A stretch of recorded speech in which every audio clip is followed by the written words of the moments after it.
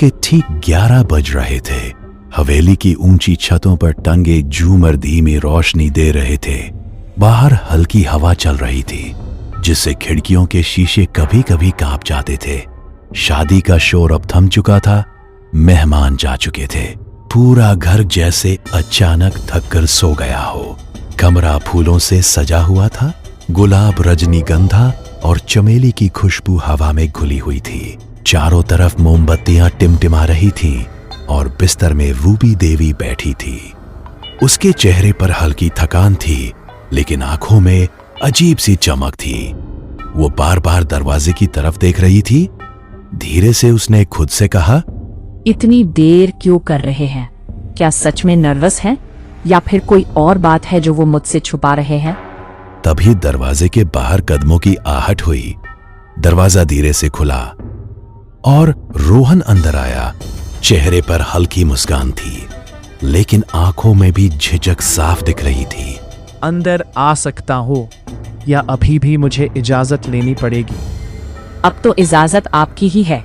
ये कमरा भी और मैं भी, सब कुछ अब आपकी अनुमति पर ही निर्भर है। आपको देखकर तो लग ही नहीं रहा कि आप नर्वस हैं, लेकिन भीतर थोड़ा सा तनाव और उत्सुकता तो होना ही चाहिए। रूबी ने उसकी तरफ गहराई से देखा, जैसे उसकी आंखों से हर छोटा सा सवाल और छुपा हुआ एहसास पड़ रही हो। नर्वस और डर तो आपको होना चाहिए। मुझे क्यों नर्वस होना चाहिए? मैंने तो इस पल का बहुत दिनों से इंतजार किया है। लेकिन जानो, हर शादी सिर्फ दो लोगों का मिलन नहीं होती। कभी कभी ये कुछ और भी लेकर आते हैं। तुम्हारा मतलब है कि सास ससुर और एक नए शख्स का प्रेशर, ये सब एक साथ महसूस करना वाकई चुनौतीपूर्ण होता है। नहीं जानो, मेरा मतलब वो चीजें जो दिखाई नहीं देती लेकिन फिर भी महसूस की जाती है। कमरे में कुछ सेकंड के लिए अजीब सन्नाटा छा गया। रोहन ने बात बदलने की कोशिश की। आपको पता है, जब मैंने आपकी तस्वीर देखी थी तभी समझ गया था कि आप बहुत खूबसूरत होंगी। लेकिन आज सामने देखकर लग रहा है कि तस्वीर ने आपकी असली खूबसूरती छुपा ली थी। तस्वीरें हमेशा सच नहीं दिखाती। जो दिखाना चाहिए वो उससे छिपा लेती है। रोहन उसकी बात समझ नहीं पाया, पर उसने झिझकते हुए पास आकर उसका हाथ थाम लिया। हाथों की गर्माहट से एक अजीब सा भरोसा फैल गया। आज से सब कुछ साफ रहेगा। कोई राज नहीं, कोई छुपी हुई बात नहीं। सारी बात हम एक दूसरे से शेयर करेंगे। हमारा भरोसा और हमारा साथ, यही सबसे अहम है। अगर कभी आपको लगे कि मैं वैसी नहीं हूँ जैसी दिखती हूँ, तब भी क्या आप मेरा साथ देंगे? ये कैसा सवाल है जानू? शादी मजाक नहीं है। हमने 7 फेरे लिए हैं और हर फेरे के साथ आपने वादे और भरोसे को निभाने का वचन भी लिया है। तभी अचानक कमरे की लाइट झपकी और अगले ही पल एकदम से चली गई। पूरा कमरा घने अंधेरे में डूब गया। हर चीज अस्पष्ट और रहस्यमय नजर आने लगी और तभी एक धीमी सी हंसी सुनाई दी। रोहन चौंक गया। आपने सुना बेबी? जैसे हवेली के बाहर कोई हंस रहा हो। वो आ गई हैं। उनकी आहट फिर से इन दीवारों में गूंजने लगी है और हवा अचानक ठंडी हो गई है। कौन आ गई? तुम आखिर किसकी बात कर रहे हो? यहाँ तो हमारे अलावा कोई नहीं है। जो इस घर में पहले से रहते हैं वही अनदेखी मौजूदगी, और अब लगता है कि वो पूरी तरह जाग चुकी है। हवा अचानक ठंडी हो गई। मोमबत्तियों की लौ एक साथ जल उठी। कमरे की दीवार पर 2 परछाइयां दिख रही थी, रोहन और रूबी की। लेकिन धीरे धीरे तीसरी परछाई उभरने लगी। रोहन ने उस परछाई को देखा। उसका गला सूख गया। ये क्या है? ये तीसरी परछाई आखिर किसकी है? अचानक यहाँ कैसे आ गई? पहला फेरा पूरा हो चुका है रोहन। हर चीज अब बदल चुकी है। हर वादा और हर एहसास नए मायने ले रहा है। रोहन ने तुरंत पीछे मुड़कर देखा। वहां कोई नहीं था। जब उसने दोबारा रूबी की तरफ देखा, बिस्तर खाली था। उसने चारों तरफ देखा, हर कोने पर ध्यान देते हुए, जैसे कुछ छुपा हुआ सच तलाश रहा हो। रूबी, तुम अचानक कहाँ चली गई? अभी तो यही बिस्तर में बैठी थी, अब अचानक गायब कैसे हो गई? लेकिन कोई जवाब नहीं आया। तभी उसकी नजर फर्श पर गई। मोमबत्ती की लौ के पास राख से बना एक गोल चिन्ह था। उसके बीच में 7 छोटे बिंदु बने थे और उनमें से एक बिंदु चमक था। रोहन के हाथ कांपने लगे। ये सब क्या हो रहा है? मुझे समझ ही नहीं आ रहा कि इतनी जल्दी सब कुछ इतना अजीब और डरावना कैसे हो गया। तभी फिर वही हंसी गूंजी, इस बार बिल्कुल उसके कान के पास। 7 में से एक फेरा पूरा होने वाला है रोहन।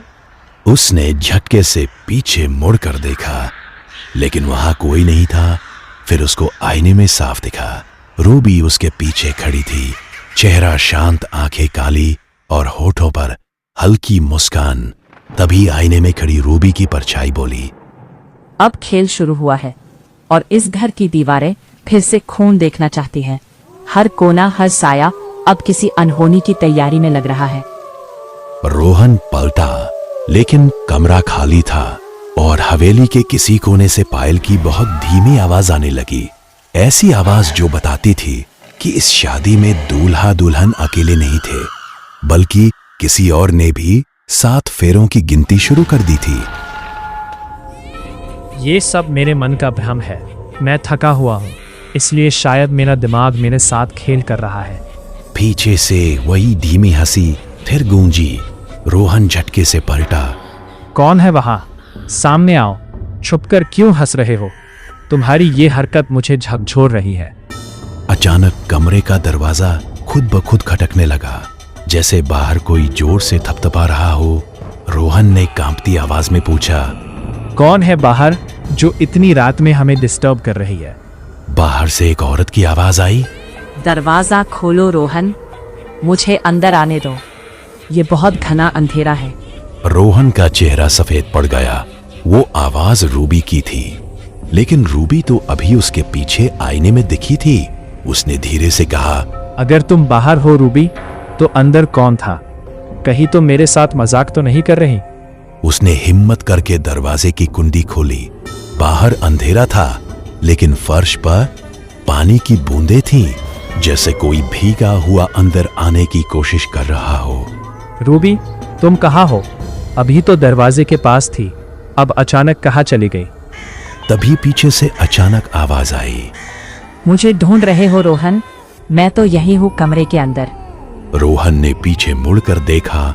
रूबी कमरे के बीचों बीच खड़ी थी, चेहरा सामान्य, लेकिन आंखों में अजीब चमक। रूबी, अभी तो आपकी आवाज बाहर से आई थी, फिर आप अंदर कैसे हो? कमरे की हवा फिर से सामान्य हो गई, लेकिन हर साया और हर कोना अभी भी सन्नाटा लिए खड़ा था।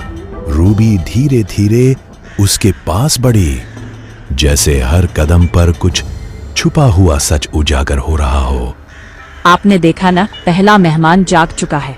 ये मेहमान कौन है और ये सब क्या हो रहा है? कृपया साफ साफ बताइए। हर पीढ़ी में इस घर में एक शादी होती है और हर शादी में 7 फेरे पूरे होने से पहले 7 आत्माएं जागती हैं।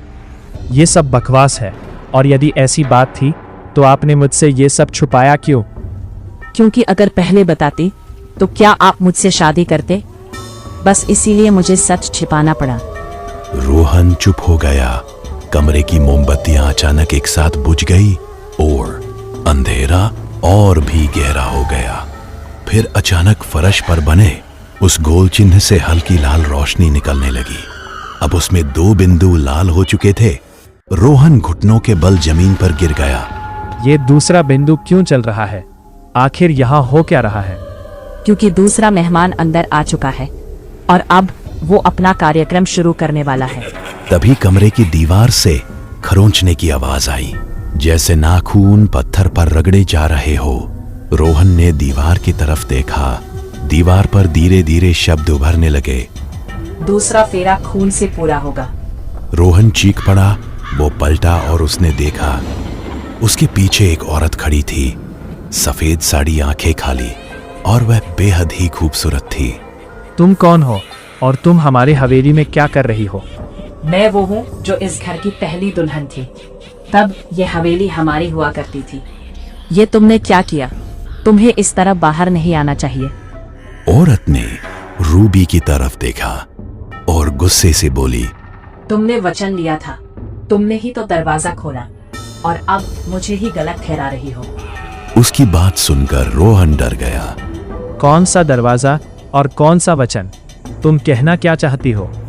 मेरे जन्म से पहले मेरी नानी ने इस घर में तंत्र किया था अपनी बेटी को बचाने के लिए, लेकिन सौदा अधूरा रह गया। कैसा सौदा रूबी? तुम किस सौदे की बात कर रही हो? हर पीढ़ी की दुल्हन 7 आत्माओं की मेजबानी करेगी जब तक उनका अधूरा काम पूरा ना हो जाए। और वो काम क्या है? मुझे सच सच बताओ ताकि हम इस मुसीबत से बाहर निकल सके। सफेद साड़ी वाली औरत धीरे धीरे हंसने लगी। बदला, हमें अपने साथ हुए अन्याय का बदला चाहिए। कमरे की दीवारें कांपने लगी, फर्श का लाल चिन्ह तेज चमकने लगा और अचानक सफेद साड़ी वाली औरत रोहन की तरफ झपटी। रूबी चिल्लाई, रोहन, उसकी आंखों में मत देखना, वो तुम्हारी यादें चुरा लेगी। अपनी निगाह नीचे झुका लो। रोहन ने अपना सर नीचे कर लिया। उसे महसूस हुआ जैसे कोई उसकी छाती पर बैठ गया हो। उसकी सांस रुक रही थी, दिल की धड़कन धीमी हो रही थी।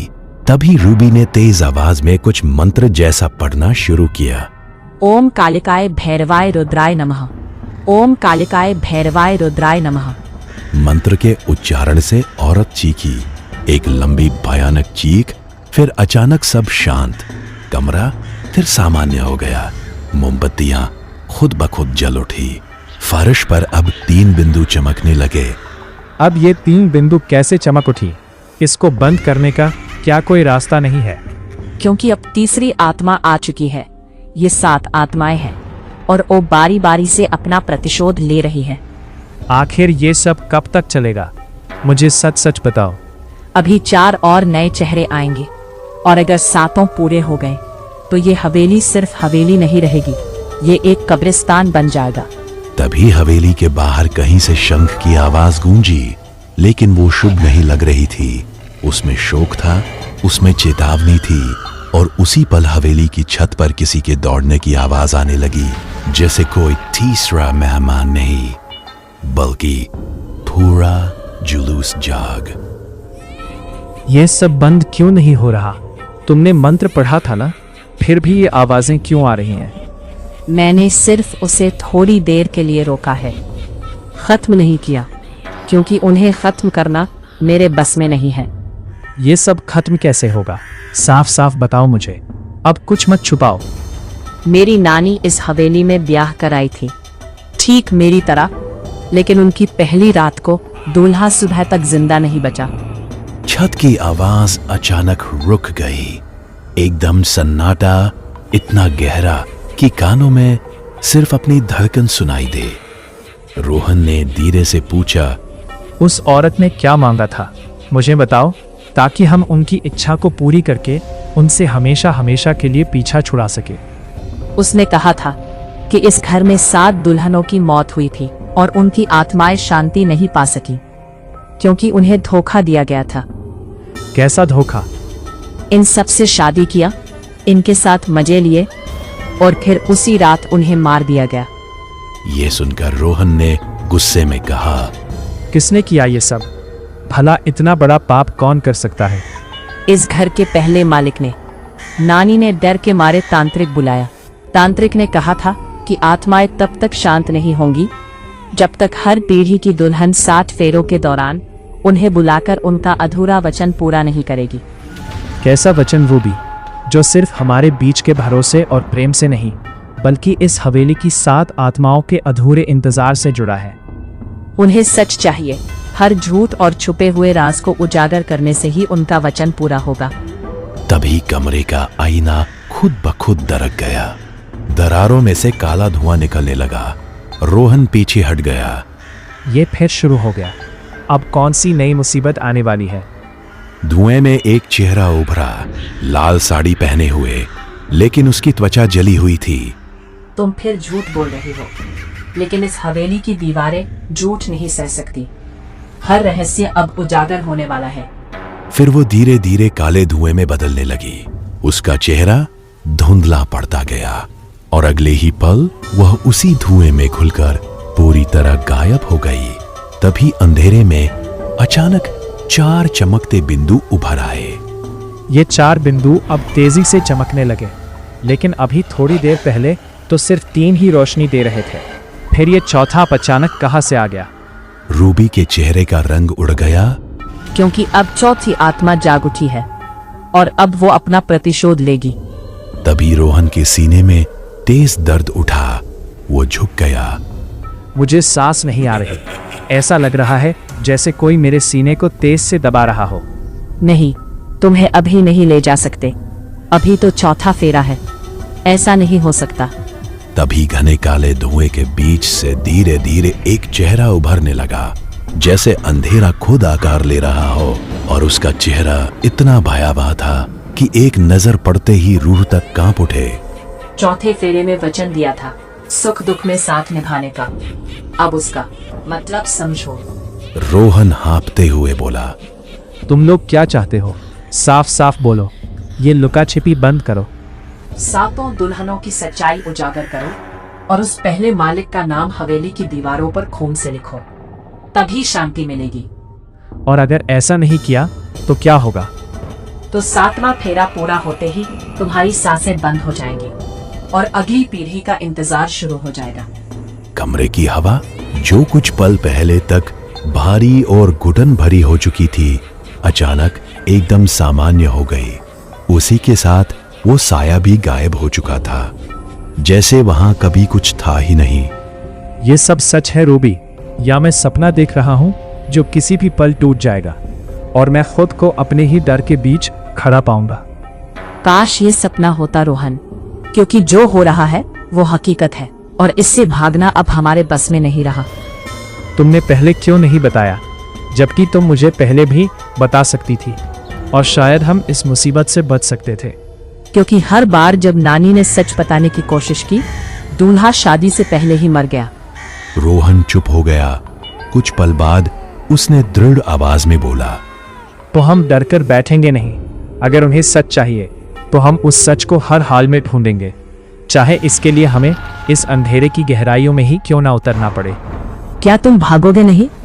क्योंकि अगर अभी इसी वक्त यहाँ से निकल जाओ तो शायद तुम इस सब से अपना पीछा छुड़ा सको और खुद को इस खौफनाक सच्चाई से दूर रख सको। भाग कर जाऊंगा कहाँ?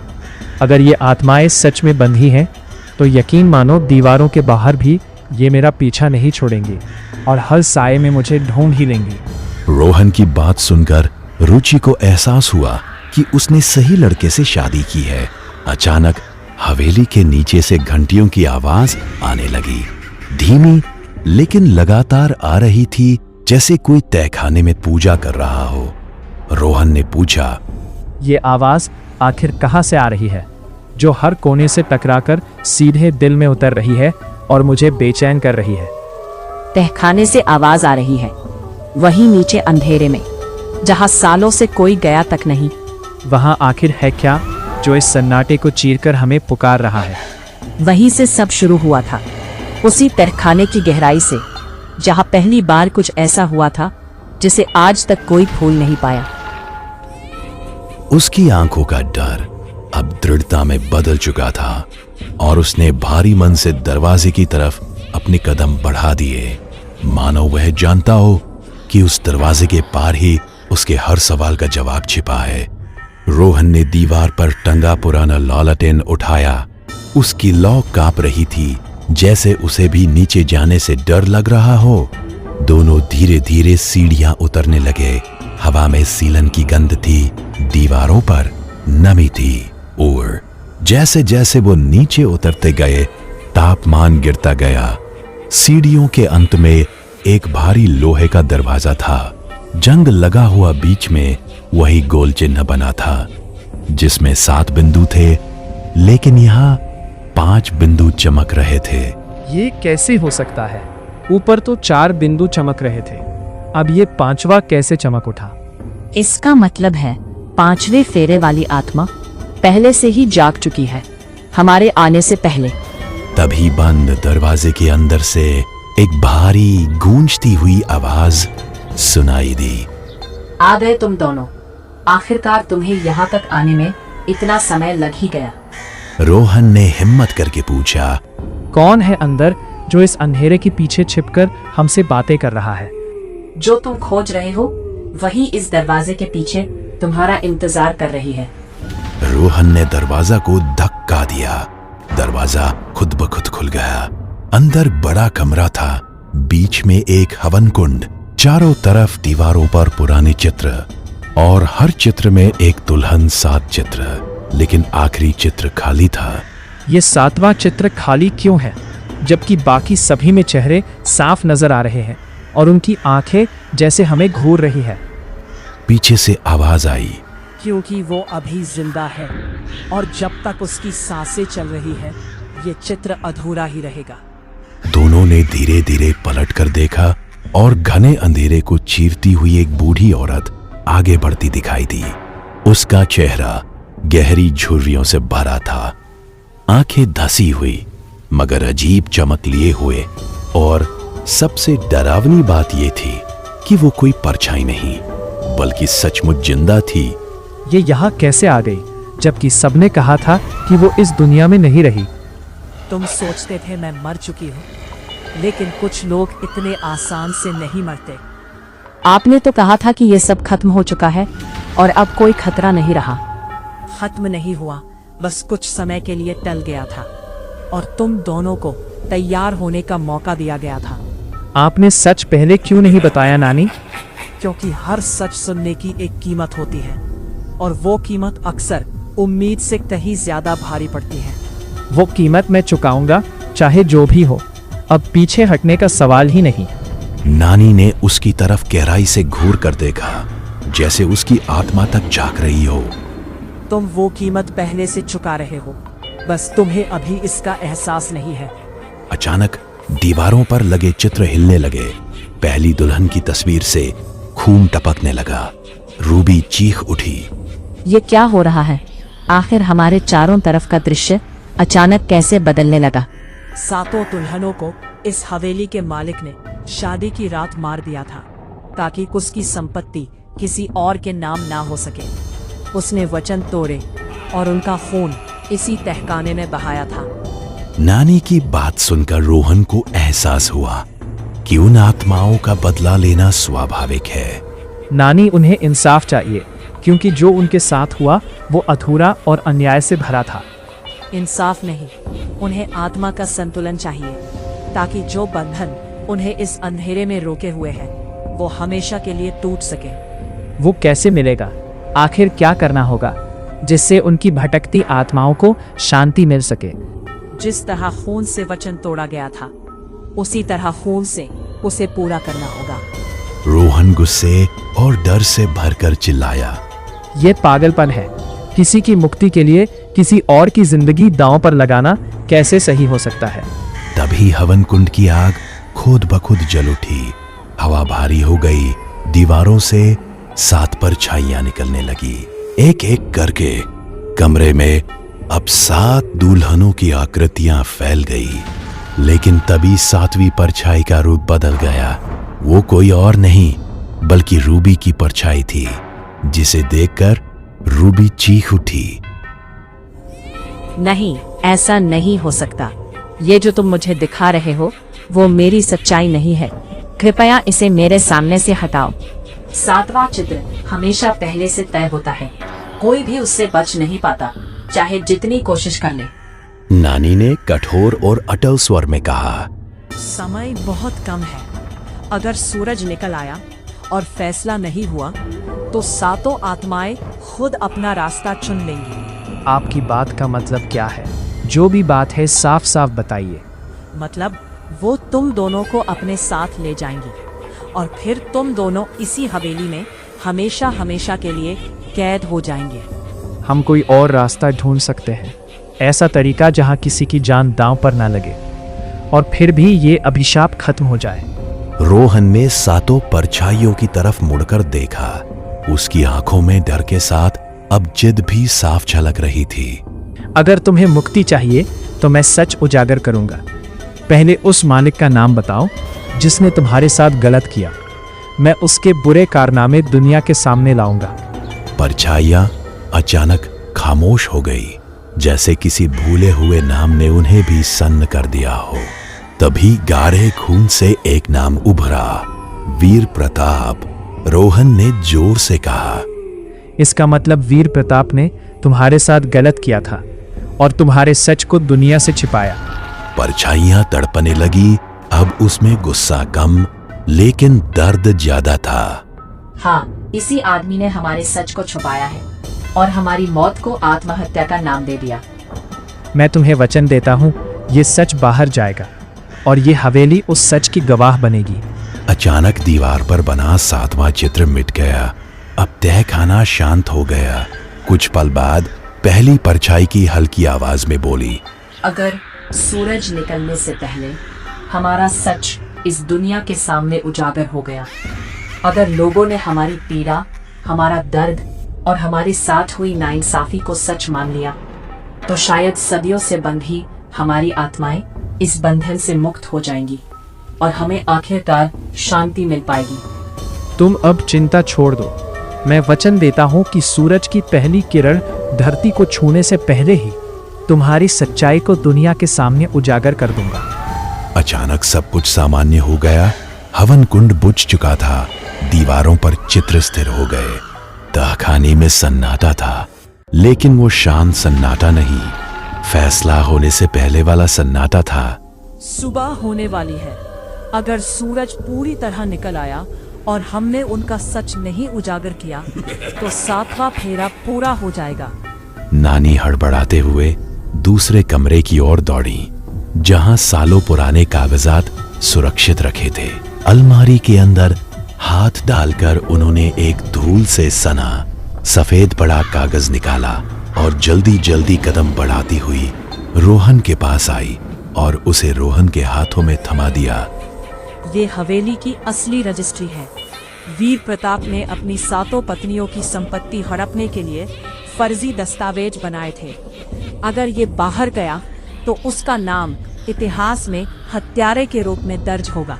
नानी, मैं अभी छत पर जाकर इतना जोर से शोर मचाऊंगा कि पूरा इलाका सुन लेगा और ये सभी कागजात खुद अपने हाथों से उन्हें सौंप दूंगा, ताकि वीर प्रताप की सच्चाई सबके सामने आ जाए।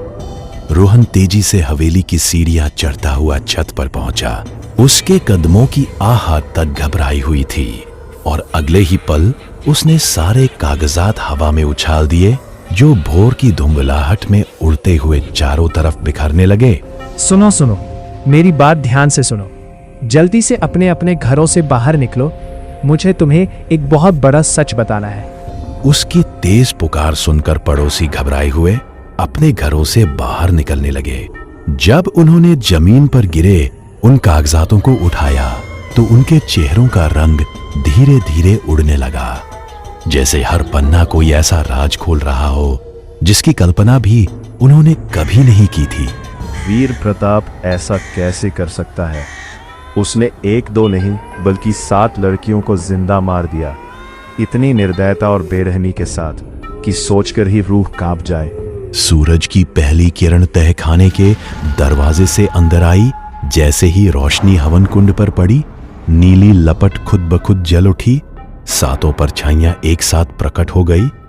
अगर तुमने सच्चे मन से हमारी मदद की होगी तो हम राख बनकर हवा में विलीन हो जाएंगे और फिर कभी इस हवेली के आसपास भी नहीं आएंगे। रोहन हाथ जोड़कर उनके सामने खड़ा हो गया। तभी अचानक एक जोरदार हंसी गूंजी। पहली दुल्हन ने आखिरी बार कहा, तुम्हारा बहुत बहुत धन्यवाद।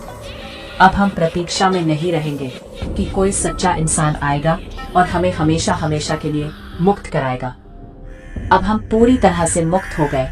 एक एक करके 7 परछाइयां धीमे धीमे राख बनकर हवा में घुलने लगी और देखते ही देखते हवन कुंड की आखिरी चिंगारी भी बुझ गई। चारों तरफ गहरा और अजीब सा सन्नाटा फैल गया। ये सब आखिरकार खत्म हो गया। अब वो 7 आत्माएं हमेशा हमेशा के लिए इस दर्द और बंधन से मुक्त हो चुकी हैं। हम ये हवेली छोड़ देंगे हमेशा हमेशा के लिए, ताकि बीते हुए साए फिर कभी हमारी जिंदगी में लौट कर ना आ सके। हाँ, लेकिन जाने से पहले इसका पूरा सच दुनिया के सामने जाएगा, ताकि जो हुआ वो फिर कभी किसी और के साथ ना दोहराया जाए।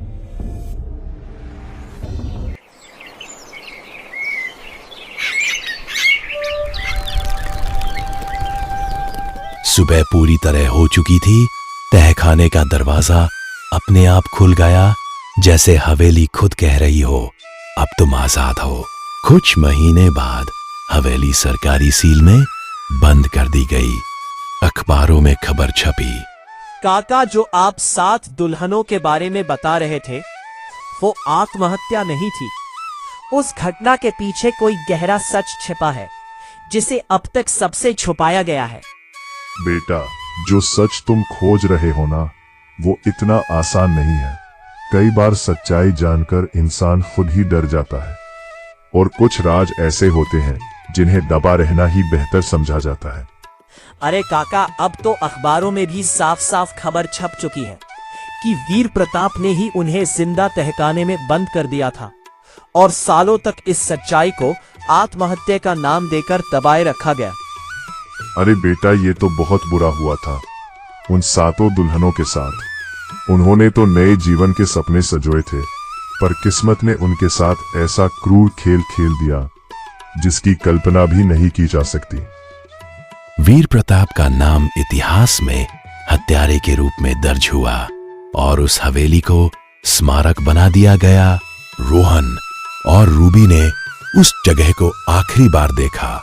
रूबी ने धीरे से पूछा, क्या सच में सब खत्म हो गया, या ये तूफान सिर्फ कुछ समय के लिए शांत हुआ है और फिर लौटने का इंतजार कर रहा है?